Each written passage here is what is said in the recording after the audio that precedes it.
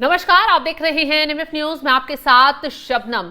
नेपाल में तख्ता पलट हो चुका है। हिंसा इस कदर बढ़ती जा रही है कि सारे सरकारी दफ्तरों में आग लगा दी गई है। यहां तक कि पूर्व प्रधानमंत्री की पत्नी को भी जलाकर मार दिया गया है क्योंकि उनके घर में भी आग लगा दी गई। तख्ता पलट हो गया है क्योंकि प्रधानमंत्री केपी ओली ने इस्तीफा दे दिया है। कई मंत्री देश छोड़कर भाग गए हैं, ऐसी सूत्रों के हवाले से खबर आ रही है। लेकिन इसी बीच एक और बेहद चौंकाने वाली खबर सामने आई है। भारत की जितनी सीमाएं नेपाल से सटी हुई हैं, सभी पर चौकसी बढ़ा दी गई है।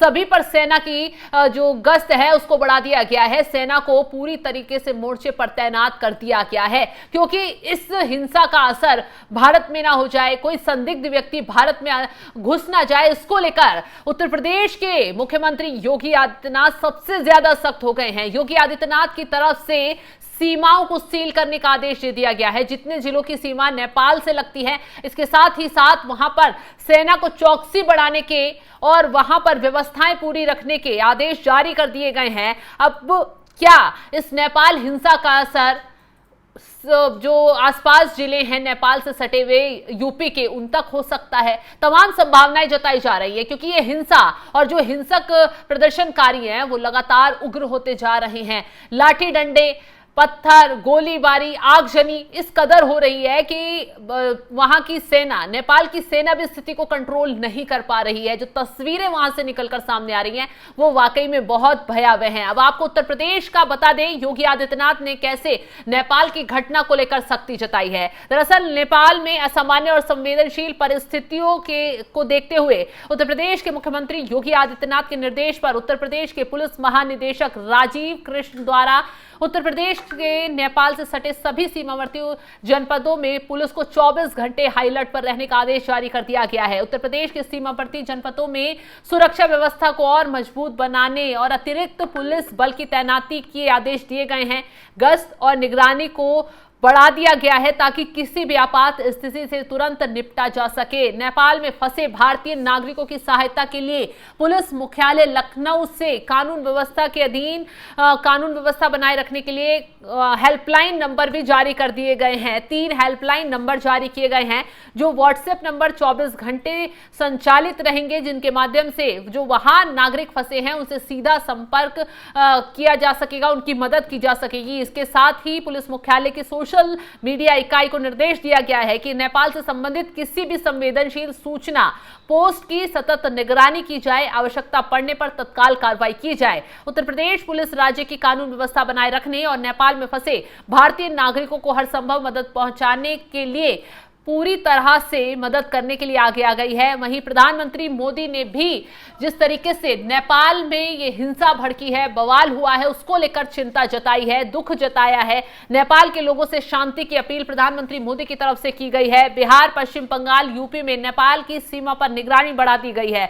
आपको बता दें कि बिहार से नेपाल जाने पर रोक लग गई है। नेपाल से आने वाली गाड़ियों की जांच की जा रही है। बिहार से जितने जिले नेपाल के जितना क्षेत्र बिहार से लगता था, जो सीमा खुली हुई थी, उसको पूरी तरह से सील कर दिया गया है।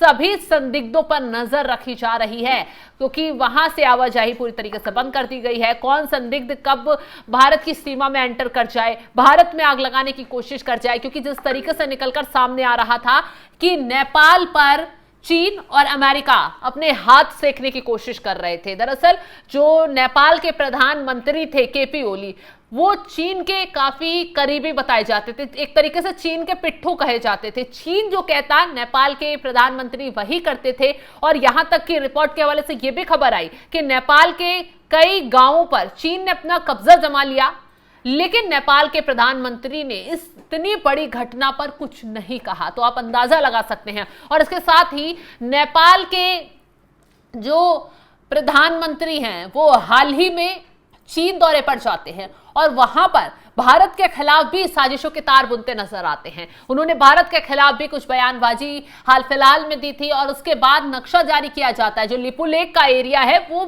नेपाल का बता दिया जाता है। हालांकि वो भारत का हिस्सा है, भारत उसकी सुरक्षा में भी लगा रहता है, वहां की जो एसएसबी की टीमें हैं वो भी तैनात रहती हैं। लेकिन ऐसे में नेपाल की तरफ से जब वहां के प्रधानमंत्री चीन का दौरा करते हैं, भारत के खिलाफ पहले बयानबाजी देते हैं और लिपुलेख वाला जो एरिया है उसे नेपाल का बताकर इस विवाद को गरमाने की कोशिश की जाती है। यानी चीन, कहा जा रहा है कि नेपाल के कंधे पर रखकर बंदूक चलाने की कोशिश कर रहा था। आपको याद होगा, अमेरिका और चीन दोनों में विवाद चल रहा है। व्यापारिक, संगठनित और तमाम तरीके की जो रणनीतियां हैं वो सब उथल पुथल चीन और अमेरिका की हो रखी हैं और रिश्ते लगातार कड़वाहट भरे होते जा रहे हैं। ऐसे में अमेरिका जिस भी देश में हाथ रखता है, चीन जिस भी देश में हाथ रखता है, वहां अस्थिरता फैलनी लाजमी है। अब चीन की नजदीकी, कहा जा रहा है कि नेपाल से बड़ी, और इसके पीछे हो सकता है अमेरिका का हाथ हो, चीन को झटका देने के लिए, चीन को जो चीन का मकसद था उसे तोड़ने के लिए संभावनाएं लगातार जताई जा रही हैं। ऐसे में अब भारत को भी निशाना नेपाल के जरिए बनाने की कोशिश की गई थी, लेकिन नेपाल में जिस तरीके से अचानक माहौल बदला और कहा जा रहा था कि वहां सोशल मीडिया प्लेटफॉर्म बैन कर दिए गए और इसकी वजह से ये हिंसा भड़की। जेनजी जितना ग्रुप है, जो युवाओं का ग्रुप है, वो सड़कों पर आया, सरकार का विरोध किया, उसकी नीतियों का विरोध किया, भ्रष्टाचार का सरकार पर आरोप लगाया। लेकिन कहा जा रहा है कि इस हिंसा के पीछे की कहानी कुछ और है। कहानी आज या चंद दिनों से नहीं बुनी गई, बल्कि वर्षों से इसकी स्क्रिप्ट तैयार हो रही थी। कुछ ऐसे लोग थे, कुछ ऐसे नेता थे जो नेपाल में तख्ता पलट की पूरी तैयारी करने की कोशिश में जुटे हुए थे। कारण एक यही था कि केपी ओली तानाशाही तरीके से नियम कानून लागू कर रहे थे। आरोप यह भी लग रहा था कि केपी ओली ने संविधान जो नेपाल का है उसमें बदलाव करने की कोशिश की। यह भी कहा गया कि केपी ओली हमेशा सत्ता में रहने के लिए बहुत बड़ा बदलाव संविधान में करने वाले थे, जिसके तहत अभी तक ये था कि नेपाल में 70 साल की उम्र के बाद कोई चुनाव नहीं लड़ सकता या फिर प्रधानमंत्री नहीं बन सकता। केपी ओली का जो मकसद था वो ये था कि वो 70 साल की उम्र के बाद भी सत्ता में बने रहें, इसके लिए वो संविधान में बदलाव करने की तैयारी कर रहे थे। लेकिन उनकी इस कोशिश पर पूरी तरीके से पानी फिर गया। जो नीतियां लागू कर रहे थे, जो नियम कानून बदल रहे थे, वो पूरी तरह से फेल हो गए। अब ऐसे में तख्ता पलट नेपाल में हो गया है। कई नेताओं के नाम निकलकर सामने आ रहे हैं जो प्रधानमंत्री की रेस में आगे चल रहे हैं। फिलहाल तो सेना अपने कंट्रोल में पूरे नेपाल को ले चुकी है और पूरी स्थिति जो है वो उथल पुथल होती हुई नजर आ रही है।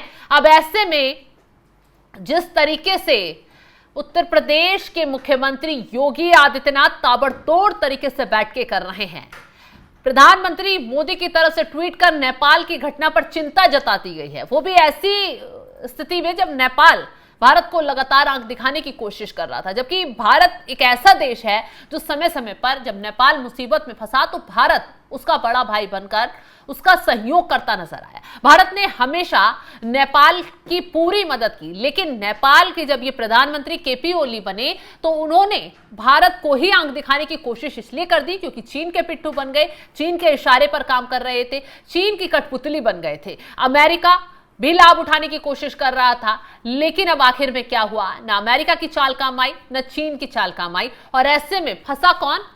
सिर्फ और सिर्फ नेपाल। अब क्योंकि नेपाल के हालात इस वक्त बद से बदतर होते जा रहे हैं, स्थिति लगातार बिगड़ रही है।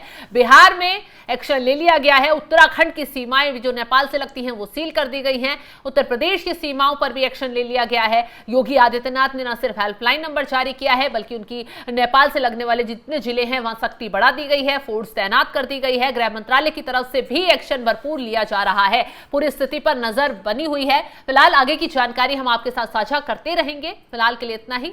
नमस्कार।